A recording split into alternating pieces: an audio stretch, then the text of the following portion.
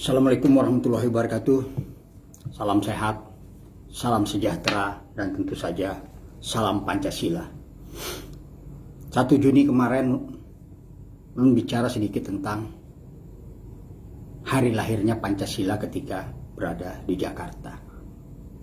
Tapi rasanya masih ada sesuatu yang mengganjal berkaitan dengan Pancasila, di mana sila pertamanya adalah ketuhanan yang Maha Esa ditutup dengan keadilan sosial bagi seluruh rakyat Indonesia.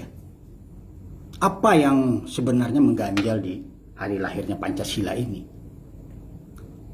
Yang paling mengganjal adalah tentu soal tes wawasan kebangsaan oleh Komisi Pemberantasan Korupsi. Ini bukan hal yang remeh. Tes wawasan kebangsaan yang dilakukan oleh KPK. Tapi siapapun di belakangnya yang menyebabkan lahirnya tes wawasan kebangsaan itu, maka itu harus diusut tuntas. Jadi ini bukan soal kecil sebenarnya. Tes wawasan kebangsaan KPK ini bukan kecil. Di hari lahirnya Pancasila, di mana sila pertama itu adalah ketuhanan yang Maha Esa. Lalu ada pertanyaan, saya tidak ambil semuanya, tapi saya ambil hanya beberapa pertanyaan karena mungkin terlalu panjang kalau misalnya saya ungkap di sini. Pertanyaan yang paling mendasar itu adalah tentang apakah pilih salah satu Al-Quran atau Pancasila. Ini jelas, ini bahaya. Ketika orang mempertentangkan antara Al-Quran dan Pancasila, lalu disuruh memilih, tidak boleh berpendapat, maka itu jelas sudah. Kalau saya boleh berpendapat, jadi setiap orang boleh berpendapat. Setiap orang itu boleh menyatakan pendapatnya di muka umum. Dan saya berpendapat, pertanyaan seperti ini adalah pertanyaan PKI. Jelas pertanyaan PKI atau pertanyaan dalam tanda petik adalah PKI juga, para koruptor Indonesia yang ingin melanggengkan kekuasaannya dengan lemahnya KPK. Mengapa saya katakan ini adalah pertanyaan PKI? Karena PKI itu tidak memiliki agama. Jadi kalau menanyakan pilih Al-Quran atau Pancasila, ya jelas itu tidak benar. Jadi kalau pertanyaan yang beredar di media sosial secara resmi dinyatakan oleh orang-orang pegawai KPK yang tidak lolos bahwasanya pertanyaan seperti itu, maka itu jelas itu pertanyaan PKI. Pancasila itu lahir karena agama. Jadi kalau mempertentangkan Pancasila dengan agama lalu disuruh memilih Pancasila atau memilih Al-Quran, ya itu PKI. Jadi jangan dianggap remeh pertanyaan seperti ini. Oleh karena saya minta ini diusut tuntas. Para aktivis di Jakarta dan Dewan bisa panggil itu. Siapa yang membuat itu? Agar kita tahu jalan pikir orang-orang yang ada di Jakarta. Orang-orang yang membuat pertanyaan seperti itu. Belum lagi pertanyaan tentang kunut. Apakah Anda berkunut ketika sholat subuh atau tidak? Itu mempertentangkan jelas antara Muhammadiyah dan Nahdlatul Ulama. Ini semua sangat berbahaya. Kalau tidak diusut tuntas, kita harus tahu siapa di belakang ini. Kalau misalnya KPK mengetahui itu, tapi dia tetap meloloskan itu bagian daripada sebuah tes wawasan kebangsaan, maka orang-orang KPK juga harus diperiksa tentang wawasan kebangsaannya, apa maksud dan tujuannya. Itu sangat berbahaya. Jadi saya tidak perlu lagi karena terlalu panjang kalau saya buka pertanyaan-pertanyaan lainnya yang fundamental, tapi dua itu sangat fundamental. Jadi orang-orang yang membuat pertanyaan seperti itu harus diusut tuntas. Kita harus tahu, kalau perlu diumumkan di media sosial siapa saja orang di belakang itu. Orang-orang yang melakukan penyesatan. Makanya saya tidak pernah mengapresiasi terlalu besar terhadap KPK. Karena memang KPK itu namanya saja super body, tapi dia juga tidak memiliki hak atau tidak memiliki kemampuan yang fundamental untuk agar korupsi ini diberantas. Kecuali dia menikmati kekuasaan itu, kekuatan itu sebagai alat kemungkinan tawar-menawar untuk menangkap orang, untuk menyadap orang, membuat orang takut, sehingga dia bersembunyi di balik kekuasaan itu. Itu yang saya sesalkan di dalam hari lahirnya Pancasila. Lalu ada pertanyaan seperti itu, dan apabila ini tidak diusut tuntas, ini berbahaya buat bangsa dan negara. Di lembaga yang sudah begitu besar, walaupun alasan BKN itu tidak bisa dibuka, katanya itu adalah rahasia, kecuali di lembaga resmi atau di pengadilan, maka DPR dapat menggunakan haknya untuk memanggil. Siapa yang menyusun itu? Dan orang-orang yang menyusun itu harus dipecat. Orang-orang yang menyusun pertanyaan seperti itu harus dipecat. Ini sudah kebablasan. Makanya saya selalu tidak pernah mengapresiasi terlalu besar dengan KPK ketika dia misalnya tidak mendorong hal-hal yang fundamental untuk menyelesaikan korupsi dengan pembatasan transaksi tunai. Karena saya tetap meyakini bahwasanya pembatasan transaksi tunai itu adalah salah satu elemen untuk mengeliminir korupsi. Dua, pendaftaran aset itu juga mengeliminir korupsi agar alur duit itu jadi tahu. Itulah kepedihan kita di tengah kegalauan yang sudah begitu sulit, begitu susah, tapi pemimpin-pemimpin pusat itu sama sekali tidak memberikan pendidikan yang baik terhadap republik ini, terhadap anak bangsa. Oleh karenanya saya mengulang kembali, kita berharap pemimpin lokal dapat memperkuat itu. Saya mengalami pengalaman 20 tahun paling tidak bertarung di pemilihan langsung. Itu terus terang saja sangat menyakitkan. Kenapa? Menyakitkannya tidak apa-apa. Kita bertemu dengan berbagai orang yang latar belakangnya kuat secara agama, memiliki pendidikan tinggi, tapi pertanyaan-pertanyaan yang sebenarnya tidak harus dilontarkan selalu mengatakan bahwasanya jika kita turun ke lapangan, adakah duitnya? Pertanyaan kedua adalah kalau liur, dapat liur juga. Lalu yang ketiga adalah baiki wilayah kami. Jalan misalnya, jembatan, apapun kepentingan sosial itu harus dimintakan kepada kita sebagai calon. Ulun perlu bicara di sini sedikit tentang ini karena ini adalah pengalaman. Pernah bersama kawan di satu daerah, saya tidak perlu sebut, ada wilayah yang minta jalannya itu dikasih batu gunung dengan base coast panjang sekali, biayanya cukup besar. Saat itu saya diminta oleh kawan tersebut karena wilayah tersebut memungkinkan untuk menggali suara. Saya ikuti, tapi dengan pesan kepada kawan, Anda harus ikhlas kalau ini nantinya tidak sesuai yang Anda harapkan. Saya ikut karena saya menolong Anda. Karena Anda memiliki keyakinan yang kuat agar Anda terpilih, tapi saya tidak berharap itu bisa terpilih, tapi saya memenuhi itu karena satu hal, walaupun saya tidak pernah selalu berhitung tentang pahala, tapi saya bilang itu amal jariah buat kamu. Apa yang terjadi? Ternyata suara di sana tidak ada. Ada juga tidak memadai gitu. Dan orang-orang tersebut sama sekali tidak bersalah. Dia merasa tidak bersalah ketika dia melakukan dalam tanda petik penipuan seperti itu. Lalu ketika kita ulang misalnya, kita tanyakan kembali kenapa misalnya tidak memilih. Padahal jalanan kamu sudah baik, dikasih batu. Dia bilang bahwasanya ada yang memberikan uang di akhir-akhir ketika pemilihan. Itu yang disampaikan. Tapi saya sudah memasang sesuatu di dalam hati, bahwasanya apapun yang terjadi, mau dapat mau tidak suara itu masa bodoh. Karena tidak mengejar amanah itu untuk sesuatu yang harus. Jadi saya pasrahkan semuanya. Bahasanya apa yang kedua? Kalau mereka jadi kada tahu-tahu juga. Kalau jadi kada tahu-tahu juga. Jadi ambil aja yang sekarang yang ada duitnya. Kada merubah nasib kita juga.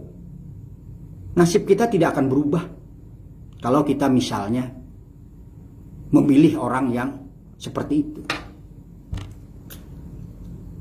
Dan itu terjadi terus berputar.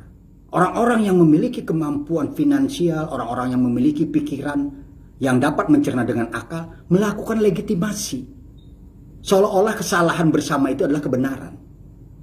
Ketika 100 orang melakukan kesalahan yang sama, dia menganggap itu biasa-biasa saja. Jadi kesalahan yang diulang-ulang itu menjadi sebuah pembenaran. Ada gium politik bahwasanya politik itu kotor, politik itu jahat.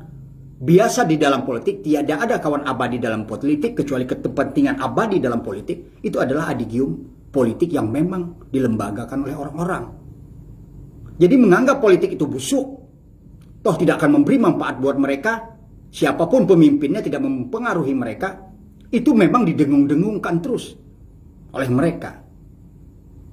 Tapi akibat yang ditimbulkan salah pilih, ketika memilih pemimpin nasional yang tidak memiliki keyakinan yang kuat misalnya.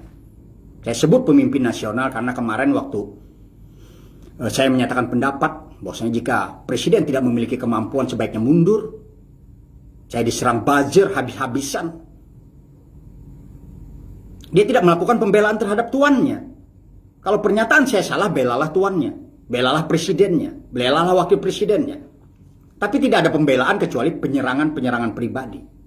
Berarti itu adalah orang-orang yang memang disetting, dibayar. Makanya kenapa saya selalu berpendapat bahwasanya jika Republik ini ingin baik, maka media sosial harus ditertibkan. Pendaftaran nomor HP itu harus mengikat kepada individu. Sehingga orang bertanggung jawab. Nah, ketika orang bertanggung jawab, ada risiko yang harus diambil. Nah, risiko yang harus diambil itulah yang membuat orang bisa taat, bisa beradab di dalam ajas-ajas di dalam Pancasila. Tapi kalau dibiarkan seleweran, itu adalah tindakan yang memang dibiarkan. Lalu apakah kepemimpinan itu merubah nasib Anda langsung? Ya tentu tidak akan merubah. Tapi ketika COVID-19 ditangani dengan salah misalnya, sekarang apakah kita merasakan akibat dari perbuatan itu? Akibat dari seorang pemimpin yang lemah. Ketika kita berbuat baik, ini adalah sebuah pepatah lama. Ketika kita berbuat baik, paling tidak malah petaka tidak akan datang. Walaupun rezeki belum tentu datang. Tapi ketika kita berbuat buruk, maka malah petaka akan datang dan rezeki akan menjauh. Itu adalah pepatah yang kuno. Maka dua pilihannya adalah tentang kemudaratan. Berbuat sesuatu yang diyakini baik, maka yakinlah malapetaka akan menjauh.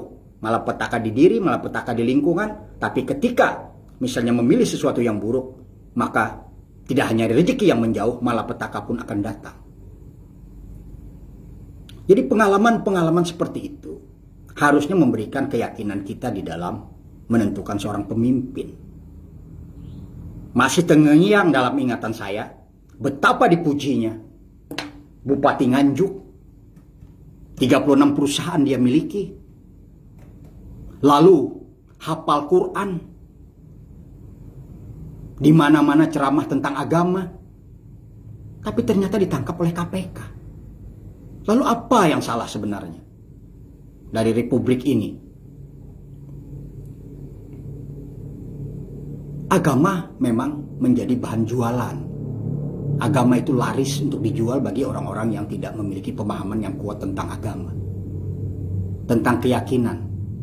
Sehingga agama diperjualbelikan. Agama tidak memberi bekas. Bupati Nganjuk contoh. 36 perusahaan, kaya raya. Begitu ingin para camat naik jabatan, maka bayar. Artinya apa? Kebijakan seorang pemimpin itu mempengaruhi. Baik terhadap ekonomi, sosial, politik, dan budaya. Itu yang namanya Ippolit Sosbud di dalam zaman Pak Harto. Dengan ekonomi, politik, sosial, dan budaya. Itu berpengaruh. Jadi jangan, saya sering mendengar, kalau kita tukang ojek akan datang juga tukang ojek. Kalau kita tukang bakso akan datang juga tukang bakso. Maka tidak akan merubah juga pimpinan ini. Ini soal keyakinan. Di tangan seorang pemimpin yang baik, paling tidak dia akan membuat kebijakan yang baik. Pasti dia berpikir tentang rakyatnya. Kalau pajak terbesar dari kendaraan, maka otaknya adalah jalan ini tidak boleh rusak. Bagaimana jalan tidak boleh rusak? Maka tidak boleh tonase kendaraan masuk. yang besar-besar, yang berat-berat. Dia akan berpikir tentang rakyatnya. Dia akan berpikir tentang kerusakan jalan. Tapi kalau dibiarkan tonase kendaraan melebihi kemampuan jalan, lalu pejabatnya pura-pura, ya itu memang disengaja supaya jalan cepat rusak. Ini adalah masih kaitan dengan Pancasila, kaitan dengan kepemimpinan. Jadi jangan dianggap bahwasanya seorang pemimpin yang kita pilih itu tidak memberi manfaat buat kita. Jangan mengukur setiap peralihan kepemimpinan itu langsung berubah dari tukang beca, langsung misalnya punya mobil mewah. Ya tidak bisa seperti itu. Tapi pemimpin yang baik paling tidak dia akan berpikir tentang rakyatnya. Kalau kita tidak kena dalam persoalan misalnya langsung merubah nasib itu, paling tidak orang-orang lain akan berubah nasibnya.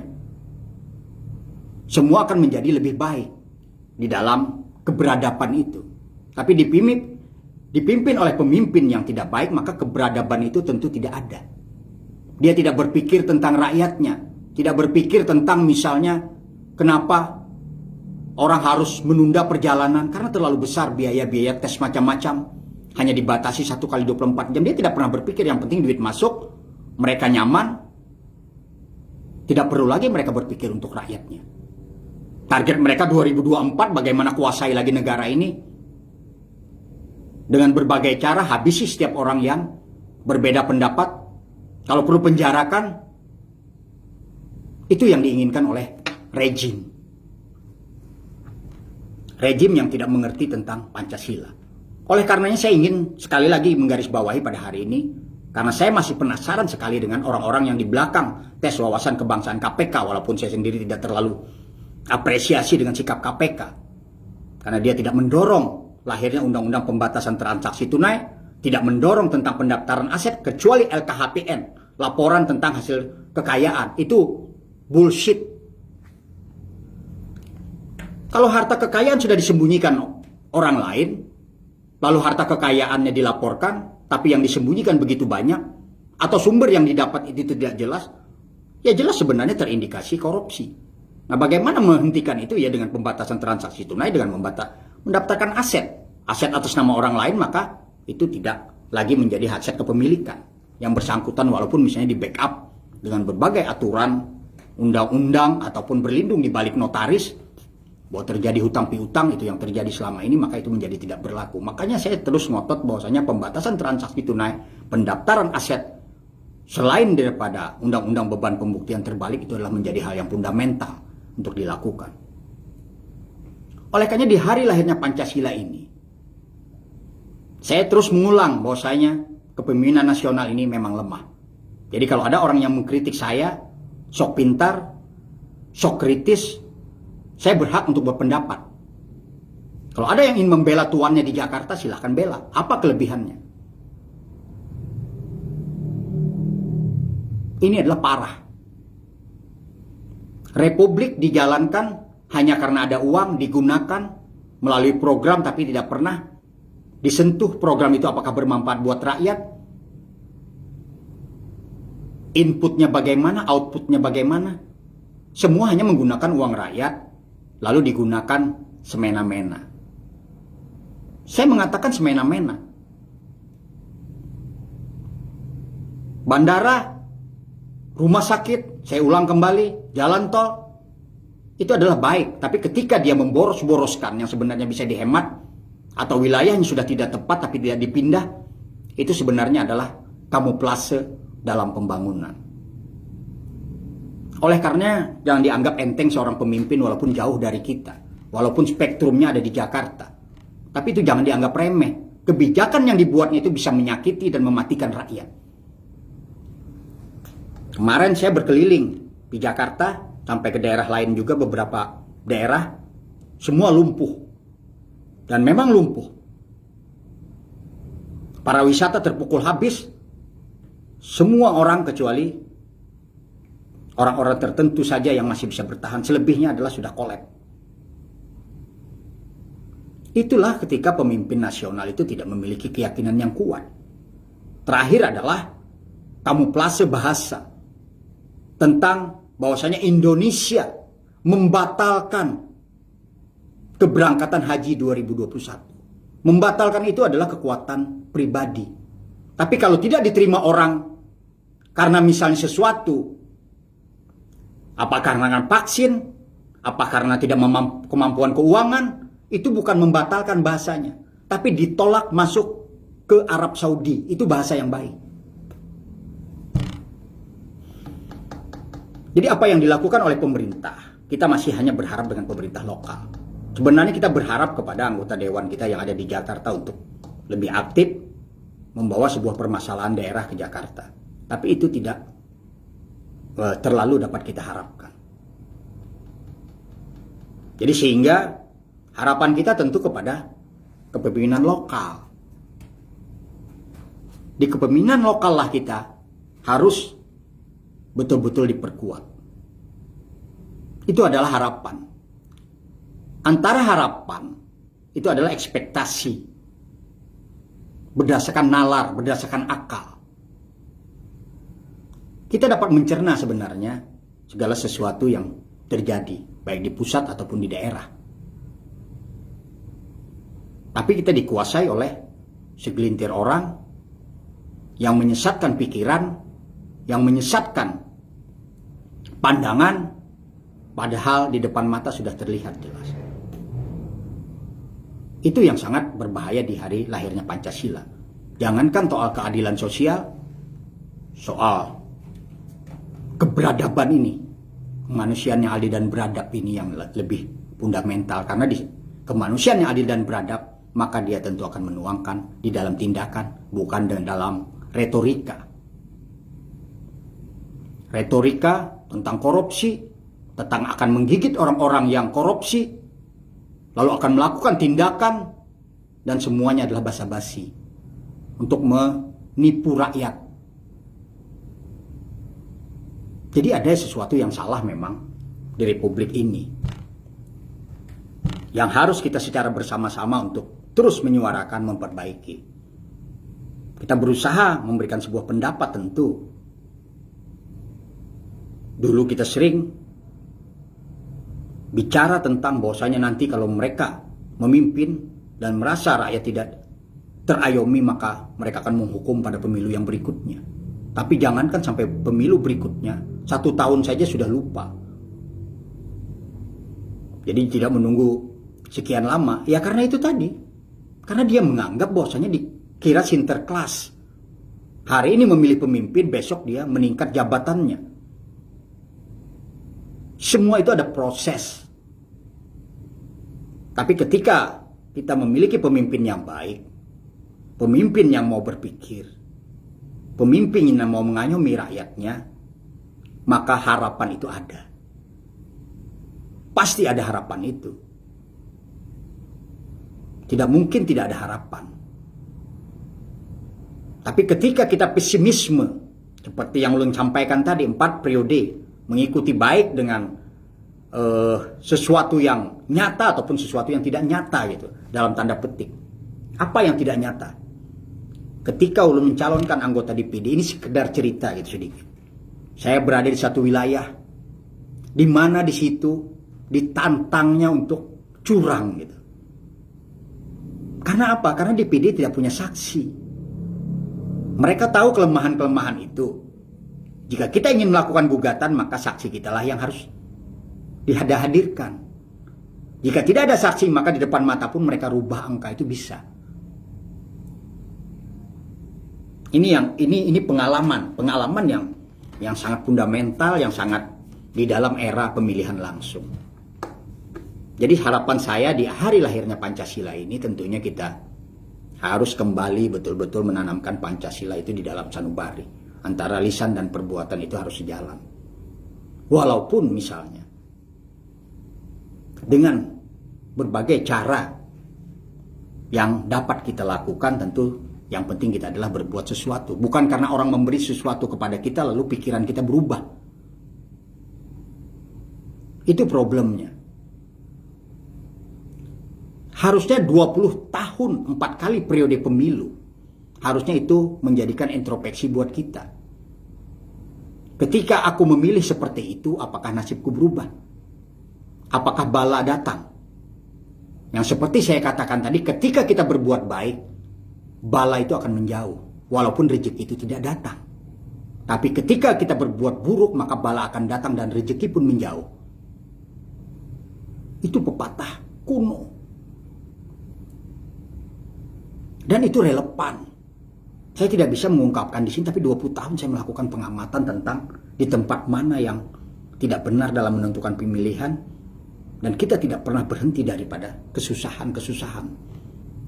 Karena sesuatu yang bertentangan dengan apa yang diajarkan, apa yang disunahkan, itu pasti kita mendapat balasan yang setimpal dari apa yang kita buat. Cuma kita hanya tidak merasakannya saja. Secara langsung tidak membutirinya. Jar orang Banjar kadang menyusur sisi tapi. Jadi kepemimpinan nasional yang buruk, saya katakan seperti itu. Saya tidak menyebut orang siapa, tapi kepemimpinan nasional yang buruk itu akan berpengaruh ke daerah otonomi. Dan kepemimpinan daerah yang buruk, daerah otonomi, itu akan menghancurkan rakyat secara keseluruhan.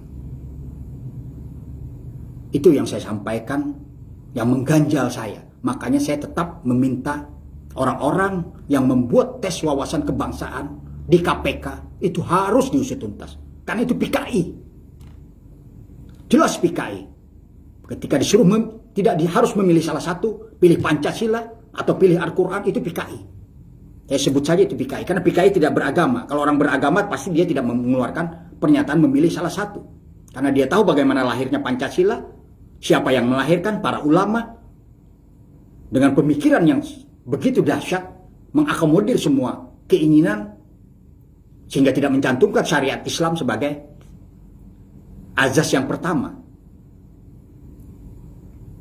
Tapi ketika dia berketuhanan yang Maha Esa, dia beradab. Dan ketika membuat pertanyaan, pilih Pancasila atau pilih Al-Quran, itu tidak beradab. Apalagi mempertanyakan kunut dan tidak kunut, itu mempertentangkan Muhammadiyah dan Nahdlatul Ulama. Ini PKI, saya sebut. Jadi kalau orang itu harus diusut, karena ada pikiran PKI di dalamnya, karena PKI tidak beragama. Zaman Pak Harto ada Nasakom, Nasional Agama Komunis, di mana dia ingin mengkombinasikan bahwasanya PKI itu beragama, kan orang kita beragama. Tapi PKI di sumbernya itu tidak beragama. Banyak lagi pertanyaan-pertanyaan yang tidak masuk akal. Yang itu sebenarnya bukan pertanyaan, tapi tes psikologi. Harusnya 500 pertanyaan itu tes. Jadi bahasanya itu yang saya baca itu adalah bahasa tes psikologi. Sehingga memutar balik, lalu akan ketahuan apakah orang tersebut jujur, tidak jujur, orang tersebut keras, tidak keras. Itu adalah pada saat tes psikologi. Tapi ketika disuruh memilih hal seperti itu sebagai bagian daripada tes wawasan kebangsaan, maka itu adalah orang-orang yang berbahaya berada di belakangnya. Oleh karena kalau presiden memang tidak terindikasi atau tidak mengetahui, maka presiden harus turun tangan. Itu poinnya, tidak bisa berdiam diri melihat keadaan gawat seperti ini. Jadi sekali lagi, hampir setengah jam saya bicara. Saya berharap mudah-mudahan kita kembali ke jalan yang benar, rasional dalam berpikir, melihat masa lalu, dan menuju sebuah masa depan yang lebih baik. Jika tidak bisa mengajak orang lain, mulailah tentu dari kita. Ini juga untuk teguran untuk diri saya sendiri. Jadi ketika ulun bicara tentang Pancasila, bicara tentang wawasan kebangsaan, ini juga untuk khususnya untuk diri ulun sendiri. Tapi ulun berpendapat bahwasanya pemimpin nasional itu lemah. Lemah sekali. Di dalam segala aspek itu lemah. Jadi ini sudah dalam tahap yang sangat gawat. Jadi 20 tahun ikut pemilu itu saya, itu bukan pengalaman yang pendek. Kalau bikin survei, mungkin ulun sudah bisa menganalisis, mempeta-petakan. Nah, harapan terbesar kita tentu adalah rasionalitas itu akan bekerja, akan berpikir untuk kemaslahatan kita bersama tentunya. Itu yang penting. Apalagi pemegang-pemegang amanah. Kita tahu nantinya keberpihakan itu kemana. dan keberpihakan yang salah itu akan menghukum tentunya diri sendiri. Pasti itu akan menghukum. Kebenaran dapat disembunyikan, tapi kenyataan tidak. Itu yang selalu dikatakan oleh Panglima Perang Trafalgar Square. You can hide the truth, but you cannot hide the reality. Kebenaran itu dapat diputarbalikkan, dapat disembunyikan, tapi fakta yang ada itu tidak akan dipungkiri. Fakta itu akan terlihat sangat jelas. Itu yang paling penting di dalam melihat kepemimpinan, dan jangan mengukur kepemimpinan itu adalah ukurannya baju pribadi. Jangan misalnya kada jadi apa-apa juga aku jadi tukang beca juga kena. Ambil aja apa yang ada ini. Tapi itu tadi, kalau kita pegang petuah lama, ketika kita berbuat baik, maka malapetaka itu akan menjauh. Walaupun rezeki itu belum datang. Tapi ketika kita berbuat jahat, mengingkari apa yang disunahkan, apa yang diajarkan, maka bala itu akan datang dan rezeki akan menjauh. Itu poinnya. Dan ketika rezeki menjauh, maka pilihannya ada dua. Pilih sehat atau pilih sakit. Sebanyak apapun uang yang Anda miliki, tapi ketika sakit di diri, itu menjadi tidak ada apa-apa, tidak ada artinya. Oleh karena kita berharap perbaikan yang fundamental tentang masyarakat ini mungkin terjadi nantinya di kepemimpinan ke depan. Memang orang bisa berubah, tapi orang juga bisa terjerumus. Sama halnya ketika Bupati Nganjuk dengan 36 perusahaan dibanggakan oleh media, dibanggakan oleh berbagai pihak, tapi ternyata ditangkap KPK karena menyogok jabatan untuk memimpin. Itu bukti bagaimana Indra Parawansa dengan ketokohannya, santunnya, begitu ulang tahun berkerumun orang di tempatnya, dan itu tidak diadili. Tapi ketika misalnya orang yang ditarget, Habib Rizik Syihab, berkerumun lalu ditarget, maka diadili. Itu yang tidak adil dan manusia tidak beradab. Siapapun pengambilan keputus itu adalah yang tidak beradab. Kalau ingin tegakkan hukum, adili semuanya. Saya hanya berpesan kepada pemimpin nasional khususnya, kisah diri itu tidak akan kemana-mana. Itu akan datang mengejar Anda. Itu gambaran gampangnya orang berubah ketika kekuasaan di tangan. Hafal Quran, alim, perusahaan banyak, tapi kesempatanlah yang membuat dia bisa berbuat sesuatu. Oleh karenanya ketika saya bilang batasi transaksi tunai, daftarkan aset, itu adalah mengunci agar orang beradab. Ulun rasa itu dulu yang ulun sampaikan. Mudah-mudahan kita selalu dalam kesehatan, dicukupkan rezekinya, tetap menggunakan rasionalitas di dalam mengambil keputusan, karena keputusan ini menentukan masa depan kita sebenarnya. Jadi jangan anggap remeh soal-soal yang dikira dilakukan oleh orang banyak itu bagian daripada sebuah kebiasaan. Tetaplah sendiri dengan keyakinan walaupun 1000, 1.000.000 orang berbeda. Itu poinnya. Kenapa? Karena pertanggungjawaban kita sendiri nantinya. Kita tidak akan mencari kawan kiri kanan terhadap apa yang kita lakukan. Hati-hati terhadap permainan-permainan agama, karena bukti tadi Nganjuk hafal Quran, jangan pertandingkan Al-Quran. Yang hafal pun ternyata terpleset. Bahkan Al-Quran pun dikorupsi. Jadi sudah tidak memiliki makna sebenarnya kalau misalnya seperti itu ditambah dengan wawasan kebangsaan tesnya daripada KPK. Jadi tes seperti ini adalah tes bullshit, orang bilang. Orang barat bilang ini bullshit, tai sapi kalau bahasa kasarnya. Jadi sekali lagi, mudah-mudahan kita sehat walafiat, Mudah-mudahan keyakinan itu tumbuh. Mudah-mudahan kita dapat berpegang dengan pedoman hati nurani kita. Karena mati secara zahir itu biasa, tapi ketika mati hati nuraninya, itu adalah kematian yang hakiki. Kematian hakiki adalah kematian hati nurani. Karena antara mulut dan hati sudah tidak sejalan.